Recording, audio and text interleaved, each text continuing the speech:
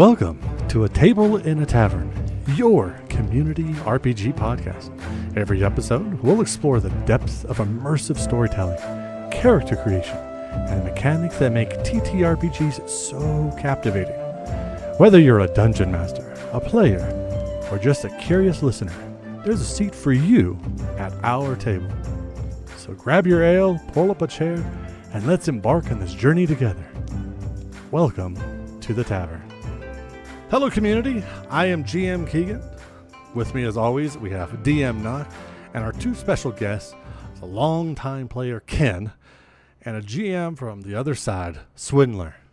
Today, we're talking about what makes a good player. Some people say it's subjective. Some say there's a commonality between every good player at every table. Ken, what's your view on this? I'm one of the people that would have to say it tends to be a very subjective thing, not only depending on the particular DM you're working with, but also it can sometimes come down to the system you're working with. You think the DM can make the player good or bad? Not necessarily that the DM would make the player good or bad per se, but qualities that are good for one DM may not be good for another DM. That's an interesting way to look at it. I don't want to turn into an interview, but that got me thinking. I'm definitely on the side of there are objective baselines, qualities that good players, no matter their style, no matter what they bring to the table, all have a little of the same stuff from the same, I don't call them bag of tricks, but it's like the good bucket, they all draw water from it, in my mind. Now, how do they use it? I think that kind of varies, but I think there's very specific things that are just solid qualities that people will always point at and go, that's a good player. Maybe there's a gradient of the level and how far they can take it, but to me, I almost take it like it's a skill or a talent, and that's something that can grow over time. I agree with that completely. I was gonna say we're trying to define a good player, and if there are good players, not great players, right? Which is a whole different conversation. And a good player is way easier to define. As you said, there's a baseline, right? I mean, you got to respect people at the table. You have to at least make an attempt to show up and really engage each other. If you don't engage or if you don't show up to the session, you're a bad player, right? Because you are a detriment to the team. So I think it's easier to define a bad one than a good one. So I guess what would everyone's baseline be? Because mine would be attendance in no small part, but attendance with intention, right? I think that's definitely the direction I would go in. That when you talk about, well, is there a good player? I think everybody can always agree that there's a thing called a bad player. So if we just kind of follow that, if you don't have these bad traits, then you probably are a good player. Now, that is an interesting distinction to say what's the difference between a good and a great player, but that's a different discussion. What are some other things that we could start subjectively? That's totally fine. Where Ken let us off is, what would these potential qualities be that the rest of you would see as a good player having? I think when I'm thinking about the players that I've had in the past, I guess the biggest one for Swindler, I think all of us can agree on, is attendance with purpose. Like, you're coming in not necessarily decked out and ready. Like, you don't got to be the mega gamer, right? You just got to come in and be there, be present. I think that's huge. And I think that goes a long way with all of my games. You know, we kind of talked on this before, Keegan, that all of my games are in person. And when I am running a game and I see people stuck on their phones or they're on their laptops or tablets or something, and they're just not paying attention, and then bam, suddenly it's their turn to do something, anything, and they're like, wait, what just happened? Like, you know, if you're not in the moment, if you're not being present at the game, then what are we doing? That's not a good player. I could definitely see where Ken was getting at, when, maybe you can correct me if I'm wrong here, Ken, is that when you're talking about a system or a GM, because those are kind of like buy-in moments, like how invested as a player, that's a skill that GMs are constantly told to cultivate, because you want to build an atmosphere of buy-in and investment because it makes the whole table better. Now, granted, as a GM, you only can do so much, and the players has to do the rest of it. So, like, Ken, where do you see, since you have a lot of experience in a variety of different systems, where would you point as like good examples through your history of these are things that made good players that you would want to go back and play with again? Oh man, that's a bit of a toughie. Um, as you guys have thoroughly covered, yes, attendance has got to be like hands down the biggest thing. Not only physical attendance, actually being at the location, but actually being engaged with it. I've seen it in Knox games before, like he was saying, uh, people not being actively engaged with the system. But as for uh, commonalities that I'd put out between players, uh, that is to say, commonalities for good players. Um, definitely adaptability or openness to things being changed on the fly. Uh, I've seen that got a couple people before having to adapt to a. I'm reaching for words and they're not coming to me. I'm sorry. It's okay because you kind of like spark something in my mind of I think people have a tendency to dance around uh, the subject as it's a good player versus a good person, and I think a lot of the attributes mentioned are good people, not good players. Because I think player is a skill, and some of the rest of it, like attendance, is a good person. Because you can do nothing and be a wallflower and have like perfect attendance. I stare at the GM the whole time. I don't. I take notes of everything. It's like that's a good person. Say that again, Swindler. Like you have to actually be present. I think that's the secondary part on the attendance. That's what like the person is the attendance. The player is the interest and attention. Oh, so really, just be attentive would be the way to put that for a player. Okay, so like the secondary section of like attendance A and attendance B. The B part is what you're doing during the game. The attention. You need to be engaging at least on your turn, right? Like good player on your turn, great player, you're like almost an assistant DM, or a GM. Sorry, Keegan. But that's what I would really say is kind of. Well, to kind of circle it back to what makes another topic that makes or another idea, I guess that makes a good player is, in my mind, note taking. We're not talking about a good person. We're talking about a good player. They're going to take notes on, story elements, right? Like places or name drops or quest objectives, that sort of stuff. They're going to pay attention to that. They're going to write it down because, let's face it, not everyone does that at the table. And a lot of times they'll be like, what was that one guy's name? GM, what was that? That one. And that's an annoyance for me for a DM, but I love it when players take notes on that stuff. Agreed. Completely agreed. I have no argument here. We're all too agreeable. This is driving me insane. So I'm going to play the devil's advocate. No, I'm just joking. I think I would put something into this a little more, as in, maybe it's more what Swindler's talking about, that I'm thinking of the great player because I'm thinking of skills, right? And if you heighten those skills, then you become a great player. So maybe it's kind of unfair to this discussion. Yeah. But I think the skill of players elevates an entire table. And it's something I don't think is talked enough about, to the point that GMs make or break the table. True, but a great table has everybody doing something because everybody is contributing. You can't just solo it as a GM and go like, I'm doing it all. It's just a book at that point. So like players really can elevate and do things. They can do things that a GM never can do, and that's engage with the entire world and other players because they're the center of the entire universe.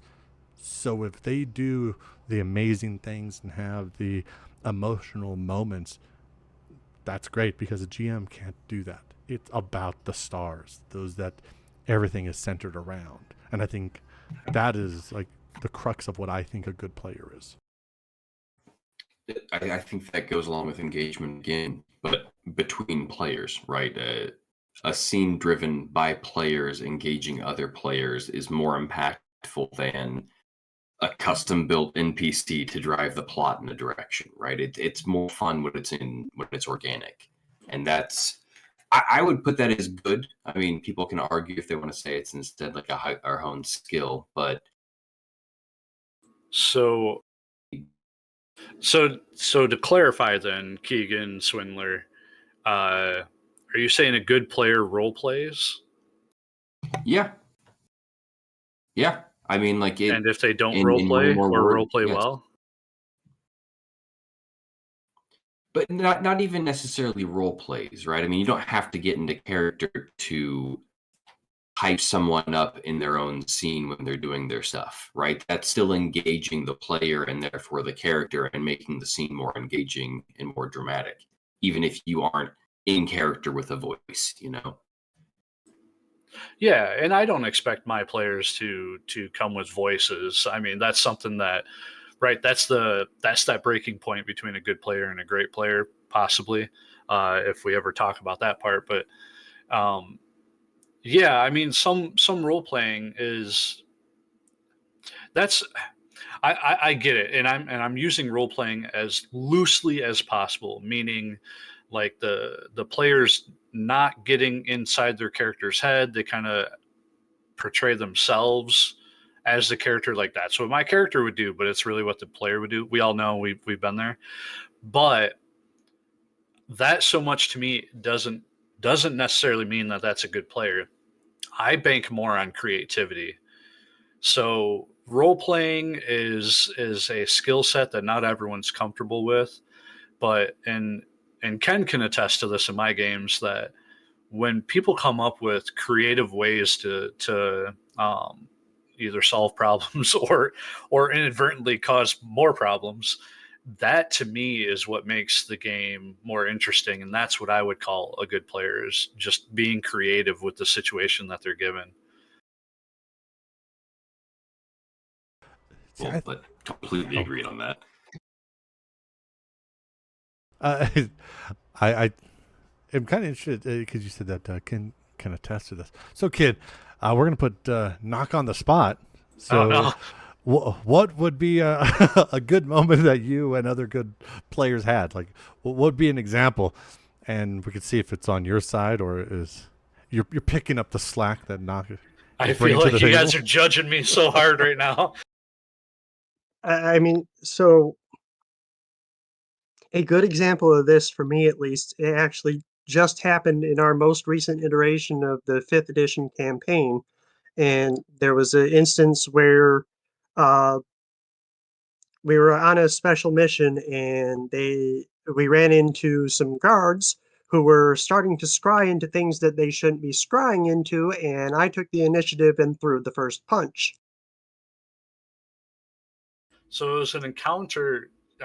We kind of talked about this on the other episode too, where uh, like every DM should throw their party into an encounter, an unwinnable encounter, something they're not supposed to engage in. Like they're supposed to get a feel for their own capabilities and understand that it is okay to run away or find a different solution. It doesn't always have to be combat. Well, Ken, Ken didn't quite agree with that and decided to just go hog wild and put the whole party into a bit of a tizzy.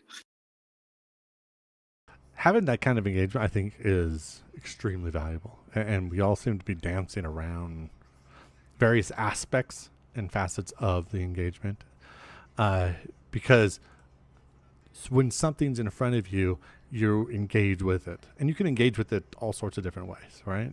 Yeah. Emotionally, or you can just be like, "This is we're stuck. Nobody's making a decision. then we just got to throw the grenade type of moment, right? And there's value at each one of those things. One of like moving the game along, so it's like a very like help the session be more engaging and up the energy moment.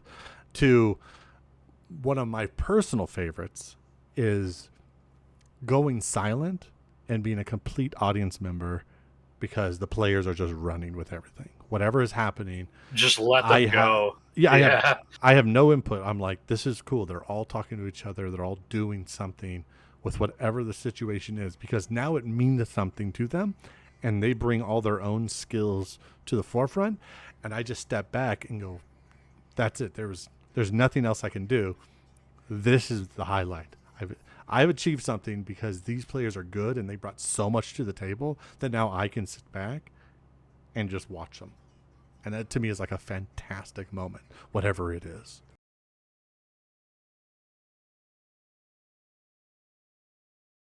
I think the bottom line is engagement. Like showing up, that's great.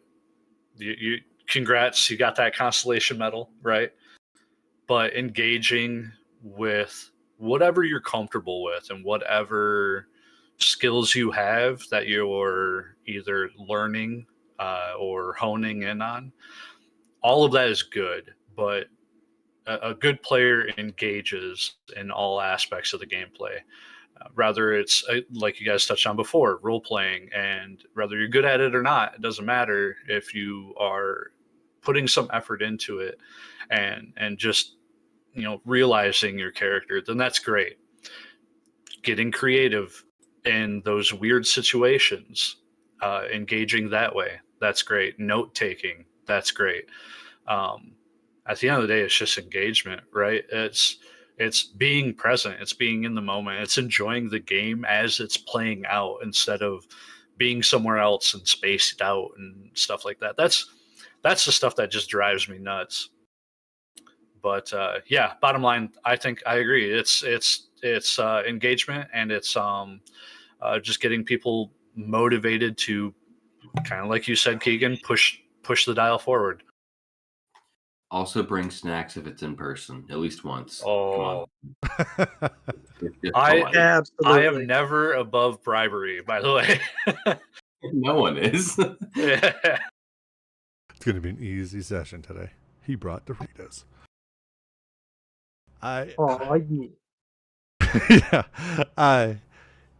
I've heard it put a different way of like what makes a good player, and it's not used a lot because some people kind of like chafe under the wording, is player responsibilities. Because you could say, well, what's a GM responsibility? Loosely, you can be, well, they kind of create the world. They have to create NPCs. They have to create something no matter what kind of game it is. If it's a plot-driven game or a sandbox or whatever, you have to create some kind of engagement out there. Something moves. Yeah. So there's a GM responsibility, but rarely do we talk about the other side and say player responsibility, because then they're like, whoa, I'm just here to have fun.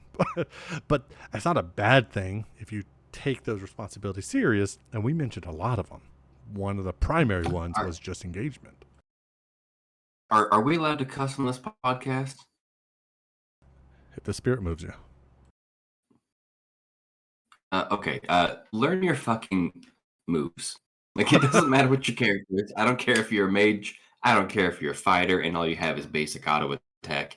Like, it doesn't matter.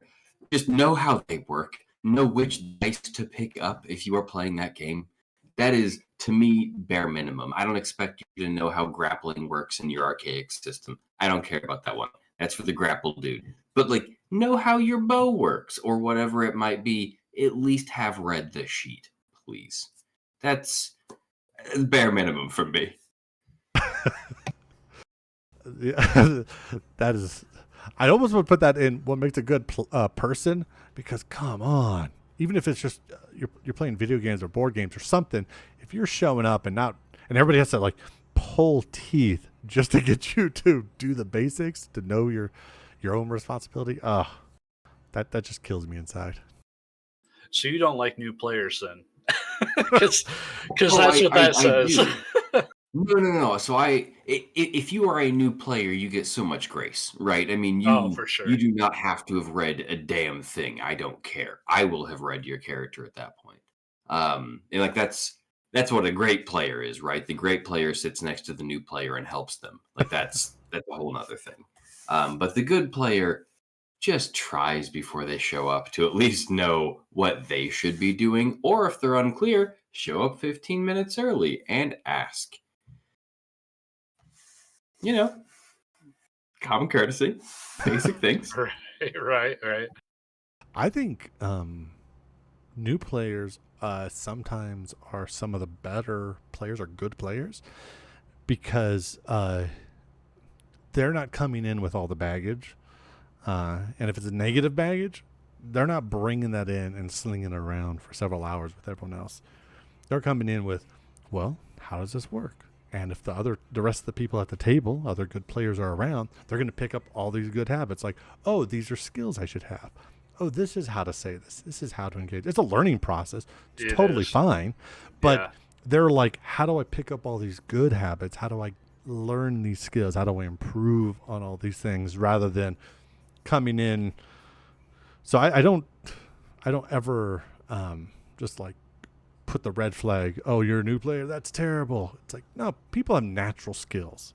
What are you bringing to the table? And if you're a good person, you're going to at least have a chance to become a good player. Right. And then there's that blending of the two. So, Ken, when we really first started getting into tabletop gaming, your favorite question to me was, can I do this? Whatever it was you were thinking, can I do that? And as a DM, I love it when my players ask me that, because number one, they're getting creative, right? They're thinking outside the box. They're not just going, hey, I have stats on this paper and I'm going to roll with those stats. They're thinking about using it. And that's where it opens the door, right? As a DM, I'm going, okay, now I don't know what's going to happen. And I like that.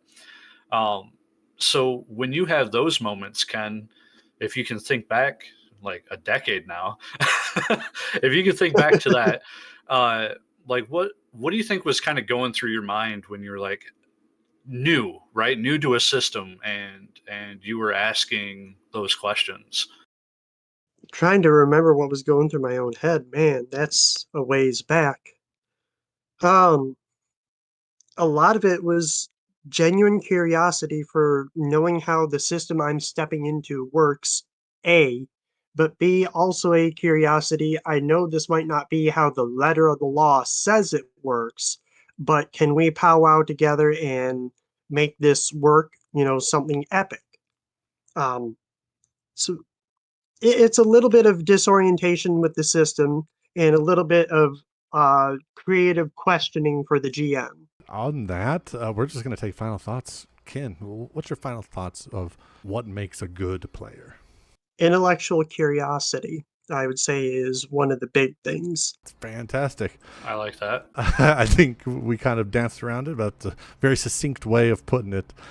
Well, thanks for joining us again. And once again, I am GM Keegan.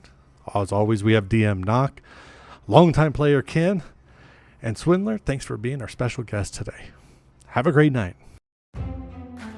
Thank you, community, for listening. Join RollNet's Discord now to continue the discussion with other GMs, DMs, and players about tonight's topic. Come back next time, where there's always a seat waiting for you at a table in a tavern.